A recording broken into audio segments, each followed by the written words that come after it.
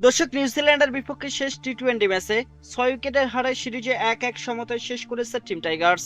কিন্তু ম্যাচ জুড়ে একটি নাম বারবার আলোচনায় এসেছে, সেই নামটি হচ্ছে শরীফুল ইসলাম। দলের হারকে সাফিয়ে নিজের পারফরমেন্স দিয়ে তিনি হয়ে উঠেছেন ম্যাচের সবচেয়ে উজ্জ্বল দিক। পুরো সিরিজে মাঠের বাইরে একটি বিশেষ আকর্ষণ ছিল বিসিবির ঘোষণা করা অনন্য পুরস্কার, most valuable Bangladeshi player of the match.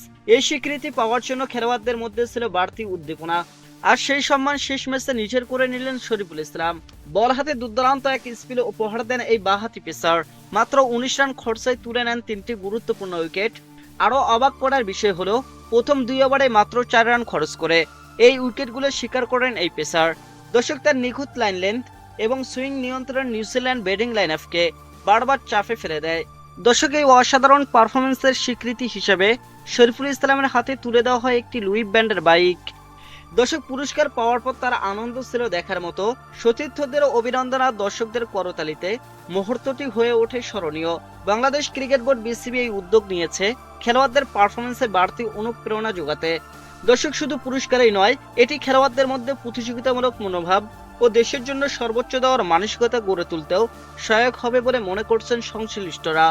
অন্যদিকে ম্যাচ হার নিয়ে হতাশা প্রকাশ করেছেন লিটন কুমার দাস। তার মতে ব্যাটিং ব্যর্থতায় হারের মূল কারণ ভালো শুরু পেলেও মাঝপথে দ্রুত উইকেট হারানোয় ম্যাচ থেকে ছিটকে পড়ে দল। সবকিছু মিলিয়ে সিরিজটি শেষ হয়েছে সমতায়, কিন্তু শেষ ম্যাচটি স্মরণীয় হয়ে থাকবে শরীফুল ইসলামের অসাধারণ বোলিং আর প্রাপ্য স্বীকৃতির জন্য। দর্শক, হার জয়ের হিসেবের বাইরে গিয়ে এই পারফরমেন্সই বাংলাদেশের জন্য বড় প্রাপ্তি হয়ে রইল। তো দর্শক, বিসিবির এমন উদ্যোগ আপনারা কিভাবে দেখছেন জানাতে পারেন আমাদের ভিডিও কমেন্ট বক্সে। ধন্যবাদ।